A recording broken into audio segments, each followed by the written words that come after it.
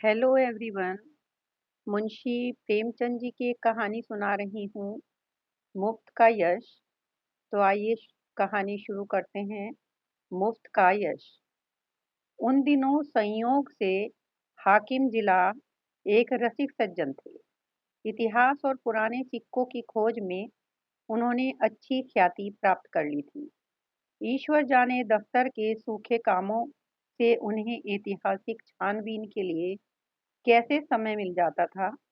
वहां तो जब किसी अफसर से पूछिए तो वह यही कहता है, मारे काम के मरा जाता हूँ, सिर उठाने को फुर्सत नहीं मिलती। शायद शिकार और सैर भी उनके काम में शामिल थे। उन सज्जन की कीर्तियां मैंने देखी थी और मन में उनका आदर करता था, लेकिन उनकी अफसरी किसी प्रकार की घनिष्ठता में बाधक थी। मुझे संकोच था कि अगर मेरी ओर से पहल हुई तो लोग यही कहेंगे कि इसमें मेरा कोई स्वार्थ है, और मैं किसी दशा में यह इल्जाम अपने सिर नहीं लेना चाहता। मैं तो हुक्काम की दावतों और सार्वजनिक उत्सवों में न्योता देने का भी विरोधी हूँ। और जब कभी सुनता हूँ कि किसी अफसर को किसी आम जलसे का सभापति बनाया गया, या कोई स्कूल और औषधालय या विधवाश्रम किसी गवर्नर के नाम से खोला गया, तो अपने देश बंधुओं की दास मनोवृत्ति पर घंटों अफसोस करता हूँ। मगर जब एक दिन हाकिम जिला ने खुद मेरे नाम का एक रुक्का भेजा कि मैं आपसे मिलना चाहता हूँ, क्या आप मेरे बंगले पर आने का कष्ट स्वीकार करेंगे, तो मैं बड़े दुविधा में पड़ गया। क्या जवाब दूं? अपने दो एक मित्रों से सलाह ली। उन्होंने कहा, साफ लिख दीजिए, मुझे फुर्सत नहीं। वह हाकिम जिला होंगे तो अपने घर के होंगे। कोई सरकारी व जाब्ते का काम होता तो आपका जाना अनिवार्य था, लेकिन निजी मुलाकात के लिए जाना आपकी शान के खिलाफ है। आखिर वह खुद आपके मकान पर क्यों नहीं आए? इससे क्या उनकी शान में बट्टा लग जाता था? इसीलिए तो खुद नहीं आए कि वह हाकिम जिला हैं। इन अहमक हिंदुस्तानियों को कब यह समझ आएगी कि दफ्तर के बाहर वे भी साधारण मनुष्य हैं, जैसे हम या आप। शायद ये लोग अपनी घरवालियों से भी अफसरी जताते होंगे। अपना पद उन्हें कभी नहीं भूलता। एक मित्र ने जो लतीफों के चलते फिरते तिजोरी हैं, हिंदुस्तानी अफसरों के विषय में कई बड़ी मनोरंजक घटनाएं सुनाई। एक अफसर साहब ससुराल गए। शायद स्त्री को विदा कराना था, जैसे आम रिवाज है। ससुर जी ने पहले ही वादे पर लड़की को विदा करना उचित न समझा। कहने लगे, बेटा इतने दिनों के बाद आई है, अभी कैसे विदा कर दूं? भला 6 महीने तो रहने दो। उधर धर्म पत्नी ने भी नाइन से संदेश कहला भेजा, अभी मैं नहीं जाना चाहती। आखिर माता पिता से भी तो मेरा कोई नाता है, कुछ तुम्हारे हाथ बिक थोड़े ही गई हूँ। दामाद साहब अफसर थे, जामे से बाहर हुए, तुरंत घोड़े पर बैठे और सदर की राह ली। दूसरे ही दिन ससुर पर सम्मन जारी कर दिया। बेचारा बूढ़ा आदमी तुरंत लड़की को साथ लेकर दामाद की सेवा में जा पहुंचा। तब जाके उनकी जान बची। ये लोग ऐसे भिमानी होते हैं। और फिर तुम्हें हाकिम जिला से लेना ही क्या है? अगर तुम कोई विद्रोहात्मक गल्प व लेख लिखोगे तो फौरन गिरफ्तार कर लिए जाओगे। जिला जरा भी मुरवत न करेंगे। कह देंगे, यह गवर्नमेंट का हुक्म है, मैं क्या करूं? अपने लड़के के लिए कानूगोई या नायम तहसीलदार की लालसा तुम्हें है नहीं? नहीं, व्यर्थ क्यों दौड़े जाओ? लेकिन मुझे मित्रों की यह सलाह पसंद न आई। एक भला आदमी जब निमंत्रण देता है तो केवल इसीलिए अस्वीकार कर देना कि हाकिम जिला ने भेजा है, मुठभर्ती है। बेशक हाकिम जिला मेरे घर आ जाते तो उनकी शान कम ना होती। उदार हृदय वाला आदमी बेतकल्लुफ चला आता। लेकिन भाई, जिले की अफसरी बड़ी चीज है, और एक उपन्यासकार की हस्ती ही क्या है। इंग्लैंड या अमेरिका में गल्प लेखकों और उपन्यासकारों की मेज पर निमंत्रित होने में प्रधानमंत्री भी अपना गौरव समझेगा। हाकिम जिला की तो गिनती ही क्या है, लेकिन यह भारतवर्ष है, जहाँ हर एक रईस के दरबार में कवि सम्राटों का जत्था रईस के कीर्तिमान के लिए जमा रहता था और आज भी ताजपोशी के में हमारे लेखक वृंद बुलाए राजाओं की खिदमत में हाजिर होते हैं, कसीदे पेश करते हैं और इनाम के लिए हाथ पसारते हैं। तुम ऐसे कहाँ के बड़े वह हो कि हाकिम जिला तुम्हारे घर चला आए? जब तुम में इतनी अकड़ और तुनक मिजाजी हैं, तो वह तो जिले का बादशाह है। अगर उसे कुछ अभिमान भी हो तो उचित है। इसे उसकी कमजोरी कहो, बेहूदगी कहो, मूर्खता कहो, उद्दंडता कहो, फिर भी उचित है। देवता होना गर्व की बात है, लेकिन मनुष्य होना भी अपराध नहीं। और मैं तो कहता हूँ ईश्वर को धन्यवाद दो कि हाकिम जिला तुम्हारे घर नहीं आए, वरना तुम्हारी कितनी भद्द होती। उनके आदर सत्कार का सामान तुम्हारे पास कहाँ था? गद की एक कुर्सी भी नहीं है। उन्हें क्या इन 3 टांगों वाले सिंहासन पर बैठाते या मटमैले जाजिम पर? 3 पैसे की 24 बीड़ियां पीकर दिल खुश कर लेते हो? है सामर्थ्य रुपए के 2 सिगार खरीदने की? तुम तो इतना भी नहीं जानते कि वह सिगार मिलता कहाँ है, उसका नाम क्या है। अपना भाग्य सराहो कि अफसर साहब तुम्हारे घर नहीं आए और तुम्हें बुला लिया। 4-5 रुपए बिगड़ भी जाते और लज्जित भी होना पड़ता। और कहीं तुम्हारे परम दुर्भाग्य या पापों के दंड स्वरूप उनकी धर्मपत्नी भी उनके साथ होती, तब तो तुम्हें धरती में समा जाने के सिवा और कोई ठिकाना न था। तुम या तुम्हारी धर्मपत्नी उस महिला का सत्कार कर सकती थी। तुम्हारी तो घिघी बंध जाती, बदहवास हो जाते। वह तुम्हारे दीवान खाने तक ही न रहती, जिसे तुमने गरीब ढंग से सजा रखा है। वहां तुम्हारी गरीबी अवश्य है, पर फूहड़पन नहीं। अंदर तो पग पग पर फूहड़पन के दृश्य नजर आते। तुम अपने फटे पुराने पहनकर और अपनी विपन्नता में मगन रहकर जिंदगी बसर कर सकते हो, लेकिन कोई भी आत्माभिमानी आदमी यह पसंद नहीं करता कि उसकी दुरावस्था दूसरों के लिए विनोद की वस्तु बने। इन लेडी से साहिबा के सामने तो तुम्हारी जबान बंद हो जाती।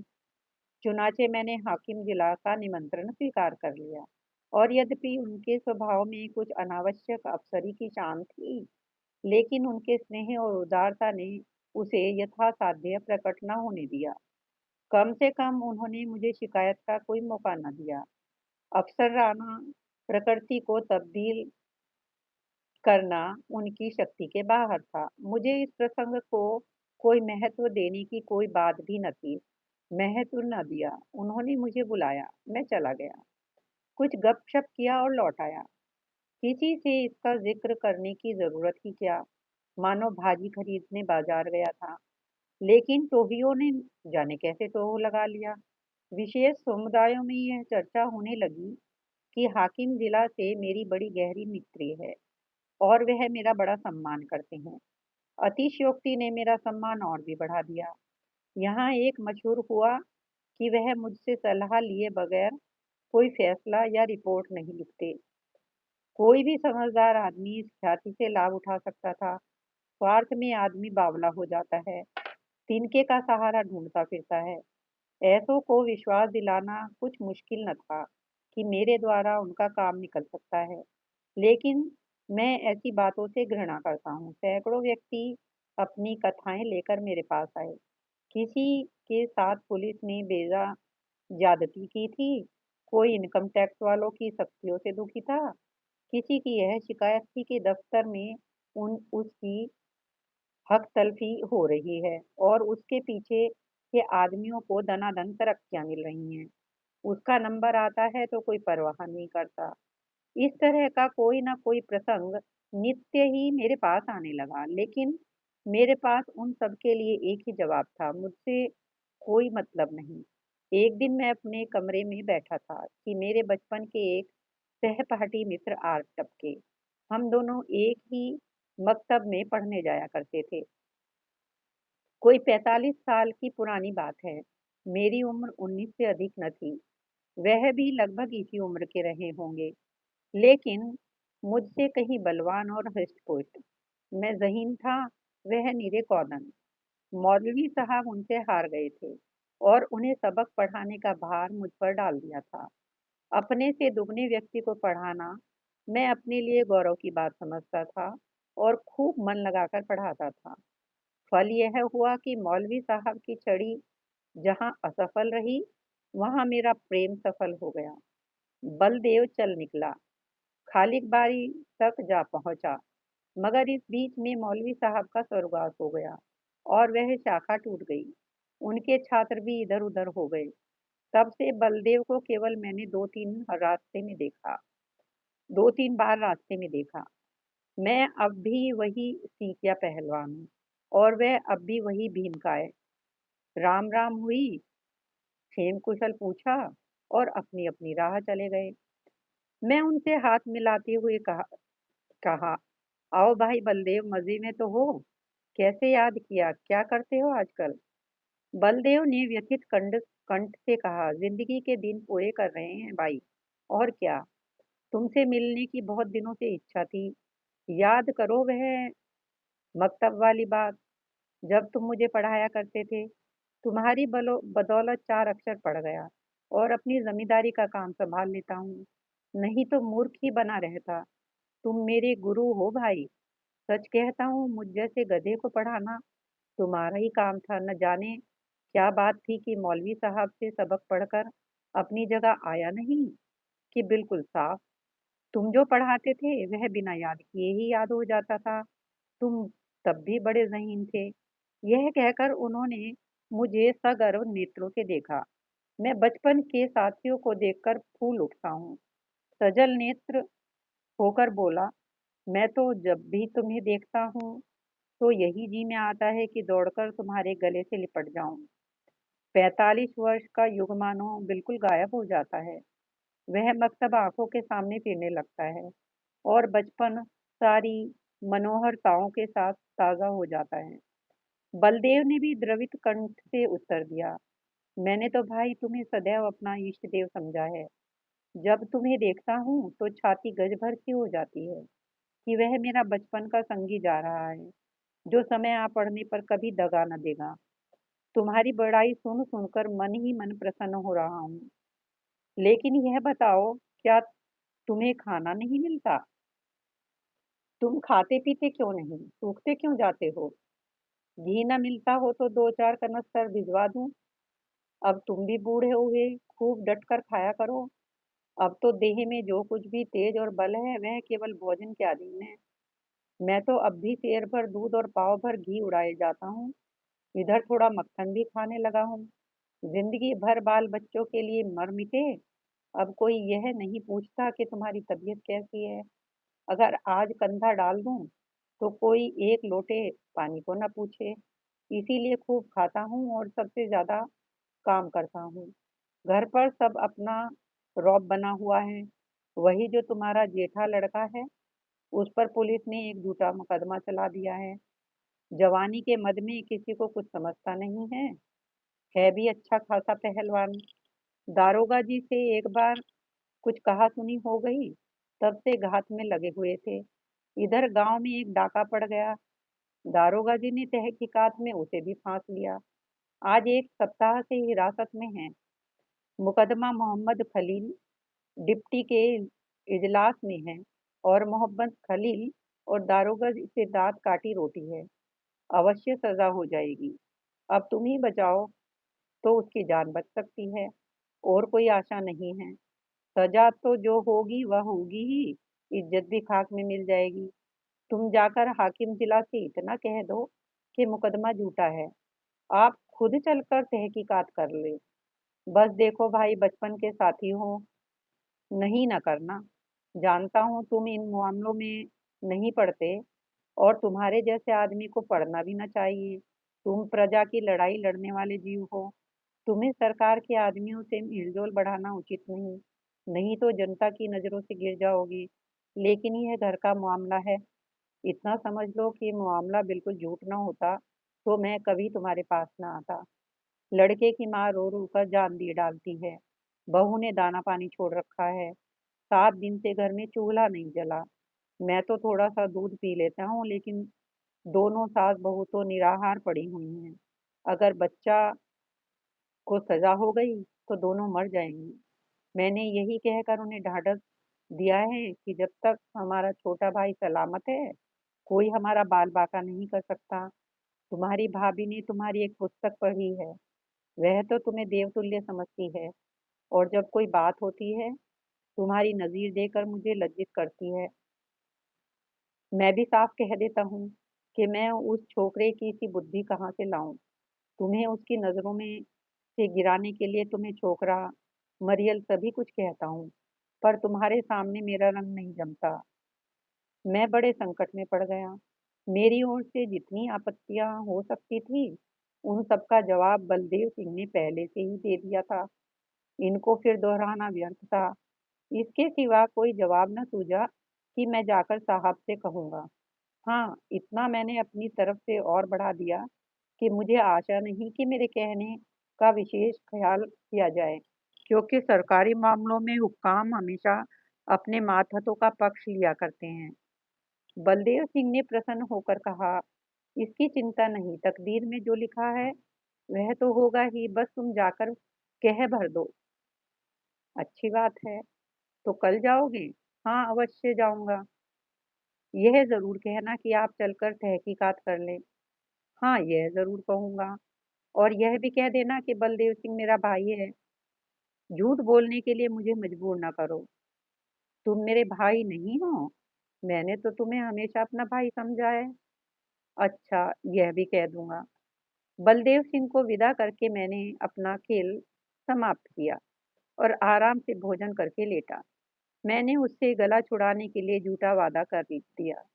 मेरा इरादा हाकिम जिला से कुछ कहने का नहीं था। मैंने पेशबंदी के तौर पर पहले ही जता दिया था कि हुक्काम आमतौर पर पुलिस के मामलों में दखल नहीं देते। इसीलिए सजा हो भी गई तो मुझे यह कहने की काफी गुंजाइश थी कि साहब ने मेरी बात स्वीकार नहीं की। कई दिन गुजर गए थे। मैं इस वाक्य को बिल्कुल भूल गया था। सहसा एक दिन बलदेव सिंह अपने पहलवान बेटे के साथ मेरे कमरे में दाखिल हुए। बेटे ने मेरे चरणों पर सर रख दिया और अदब से एक किनारे खड़ा हो गया। बलदेव सिंह बोले, बिल्कुल बरी हो गया भैया। साहब ने दरोगा को बुलाकर खूब डांटा कि तुम भले आदमियों को सताते और बदनाम करते हो। अगर फिर ऐसा झूठा मुकदमा लाए तो बर्खास्त कर दिए जाओगे। दारोगा जी बहुत झेपे। मैंने उन्हें झुककर सलाम किया। बचा पर घड़ों पानी पड़ गया। यह तुम्हारी सिफारिश का चमत्कार है भाईजान। अगर तुमने मदद न की होती तो हम तबाह हो गए होते।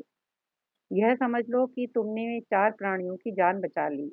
मैं तुम्हारे पास बहुत डरते डरते आया था। लोगों ने कहा था उनके पास नाहक जाते हो। वह बड़ा बेमुरवत आदमी है। उसकी जात से किसी का उपकार नहीं हो सकता। आदमी वह है जो दूसरों का हित करे। वह क्या आदमी जो किसी की कुछ सुने ही नहीं। लेकिन भाईजान, मैंने किसी की बात न मानी। मेरे दिल में मेरा राम बैठा कह रहा था, तुम चाहे कितने भी रूखे और बेलाग हो, लेकिन मुझ पर दया अवश्य करोगे। यह कहकर बलदेव सिंह ने अपने बेटे को इशारा किया। वह बाहर गया और एक बड़ा सा गट्ठर लाया, जिसमें भांति भांति की देहाती सौगातें बंधी हुई थी। हालांकि मैं बराबर कहे जाता था, तुम ये चीजें नाहक लाए, इनकी क्या जरूरत थी। कितने गंवार हो। आखिर तो ठहरे देहाती। मैंने कुछ नहीं कहा। मैं तो साहब के पास गया भी नहीं। लेकिन कौन सुनता है। खोया, दही, मटर की फलियां, अमावट, ताजा गुड़ और न जाने क्या क्या हाल ले आए। मैंने कहने को तो एक तरह से कह दिया। मैं साहब के पास गया ही नहीं। जो कुछ कहा खुद हुआ। मेरा कोई एहसान नहीं है। लेकिन उसका मतलब यह निकाला गया कि मैं केवल नम्रता से और सौगातों को लौटा देने के बहाने ढूंढ रहा हूँ। उन इसलिए ऐसा कह रहा हूँ। मुझे इतनी हिम्मत न हुई कि मैं इस बात का विश्वास दिलाता। इसका जो अर्थ निकाला गया वही मैं चाहता था। मुफ्त का एहसान छोड़ने का जीना चाहता था। अंत में जब मैंने जोर देकर कहा कि किसी से इस बात का जिक्र न करना, नहीं तो मेरे पास फरियादों का मेला लग जाएगा, तो मानो मैंने स्वीकार कर लिया कि मैंने सिफारिश की और ज़ोरों से की।